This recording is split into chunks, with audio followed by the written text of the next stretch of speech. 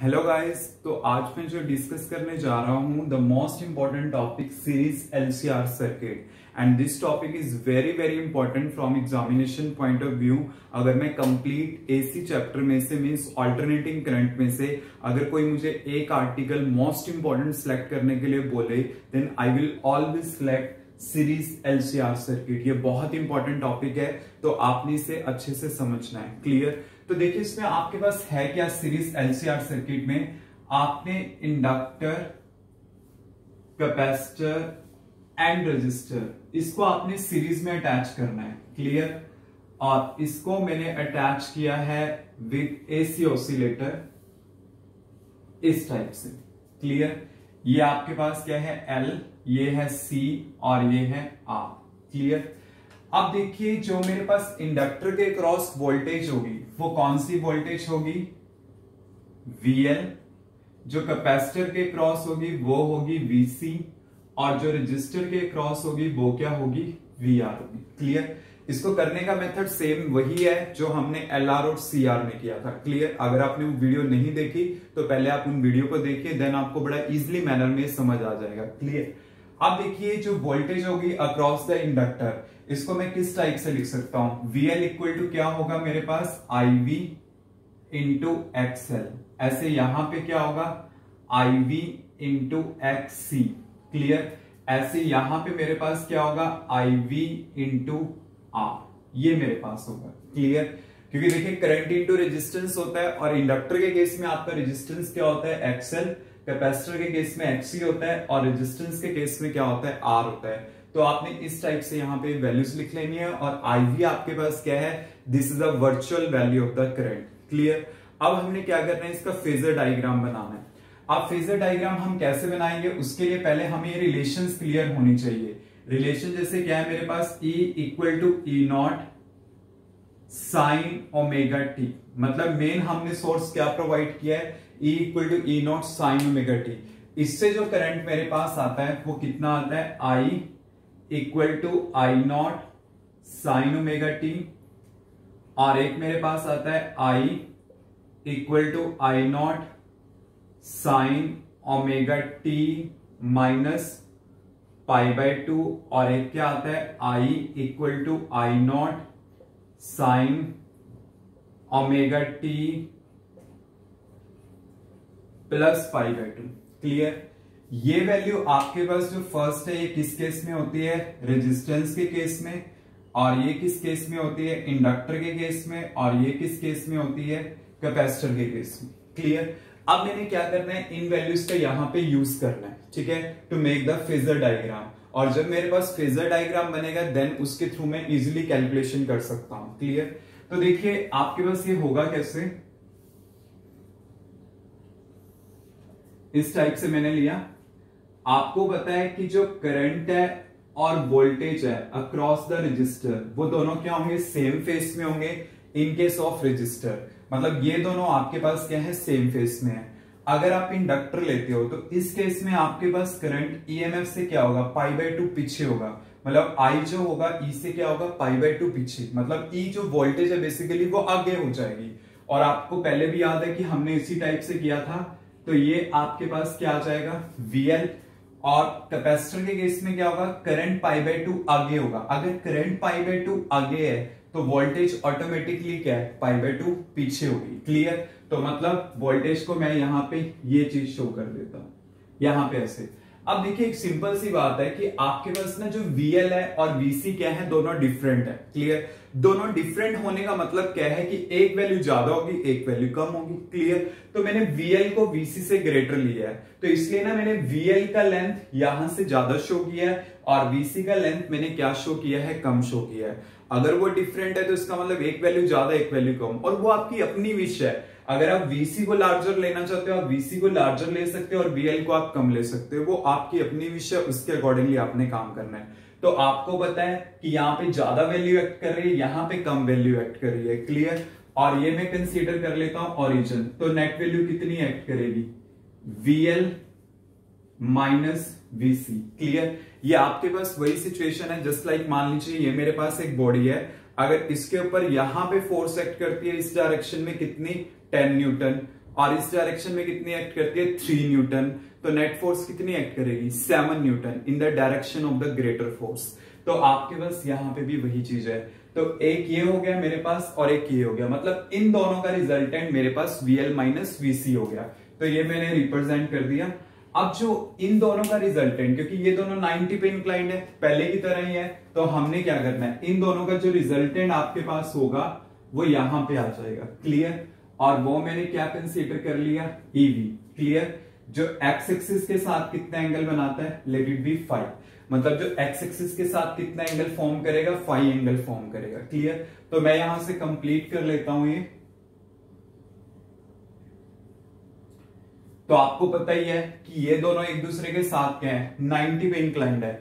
अगर 90 पे इंक्लाइंड है तो इनका रिजल्टेंट जो होगा EV वो आपके पास क्या आएगा under the root VL minus VC का होल स्क्वायर प्लस VR का स्क्वायर, क्लियर। अब VL और VC का वैल्यू कितना है, VL VC VR हमें पता है, just we have to substitute the value. तो आपके पास क्या आ जाएगा EV equal to under the root IV into XL minus IV into XC whole square plus IV into R square, ये आपके पास होगा। तो IV आप कॉमन ले लो यहां से, तो आपके पास ये आ गया, तो यहां पे आ गया XL minus XC whole square plus R square, तो ये मेरे पास क्या आ गया EV आ गया, क्लियर। अब देखिए यहां पे क्या करना है आपने, इस करंट को मैं यहां पे शिफ्ट कर देता हूं, तो मेरे पास क्या आ जाएगा यहां पे EV by IV equal to, इसको मैंने यहां पे शिफ्ट कर दिया, तो ये क्या आ जाएगा under the root XL minus XC का whole square plus R square, clear. और ये वोल्टेज अपॉन करंट क्या होता है, this is a impedance ZLCR equal to क्या है EV by IV and this is equal to XL minus XC whole square plus R square, ये आपके पास आ जाएगा, क्लियर। और वोल्टेज अपॉन करंट जैसे मैंने बोला है कि ये इंपीडेंस होगा किसका LCR सर्किट का, मतलब एक टाइप से रेजिस्टेंस ही है LCR सर्किट का, तो ये आपके पास क्या होगा, it is an opposition offered by the LCR circuit to flow of AC through it, clear. मतलब AC को वो कितना फ्लो करने देता है, उसमें जो ऑपोजिशन वो ऑफर करेगा वो आपके पास क्या होगा, इंपीडेंस होगा LCR सर्किट का। तो ये आ गया मेरे पास मैग्नीट्यूड। अब मैंने फाइंड आउट करना है इसका एंगल, एंगल मैंने क्या फाइंड आउट करना है यहाँ पे tan phi, तो tan phi देखिए आप कैसे मेजर करोगे, वो क्या होगा दिस अपॉन दिस, ये कितना है VL माइनस VC और ये कितना है VR, तो आपके पास आ गया VL minus VC divide by VR, clear. अब मुझे इनका वैल्यू पता है, मैं पुट कर देता हूं IV into XL minus IV into XC divide bye IV into R। IV को कॉमन ले लो, कैंसल आउट, तो आपके पास क्या होगा tan phi equal to XL minus XC divide by R, तो आपके पास ये एंगल आ जाएगा, मतलब phi इनवर्स भी आप लिख सकते हो इस टाइप से, क्लियर। अब देखिए मैंने क्या करना है, इसके यहां पे स्पेशल केसेस डिस्कस करने हैं कि वो किस टाइप से होंगे, क्लियर। तो देखिए आपके पास क्या है, जैसे यहां पे केस नंबर 1 ले रहा हूं मैं,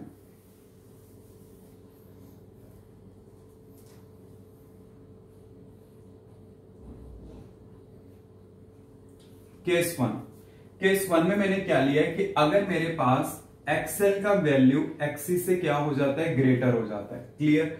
अगर आपके पास XL का वैल्यू XC से ग्रेटर हो जाता है, तो जैसे देखिए आपके पास मेनली ये चीज है tan phi equal to XL minus XC, clear, divide by R। तो अगर XL XC से ग्रेटर है तो इसका मतलब सर्किट कौन सा होगा, इंडक्टिव डोमिनेटेड सर्किट, मतलब वहां पे क्या होगा, इंडक्टेंस का इफेक्ट क्या होगा आपके पास ज्यादा होगा, तो इस सर्किट को हम बोल देते हैं इंडक्टिव डोमिनेटेड सर्किट, क्लियर। और उस केस में आप क्या करोगे, इस फैक्टर को निगलेक्ट कर दोगे, तो आपके पास ये केस डिस्कस होगा। Clear. And now case number second. अगर मैं कहता हूं एक्सएल का वैल्यू एक्सी से क्या है, स्मॉलर है, तो आप इसमें क्या करोगे, अब एक्सएल को निग्लेक्ट कर दोगे, मतलब इसमें इस फैक्टर को निग्लेक्ट कर दोगे, तो आप कैपेसिटर का इफेक्ट ज्यादा है, तो इसे हम कौन सा सर्किट बोलेंगे, कैपेसिटिव डोमिनेटेड सर्किट। ये आपके पास होगा कैपेसिटिव डोमिनेटेड सर्किट। क्लियर। और अगर मैं यहां पे कहता हूं एक्सएल का वैल्यू एक्सी के इक्वलेंट है,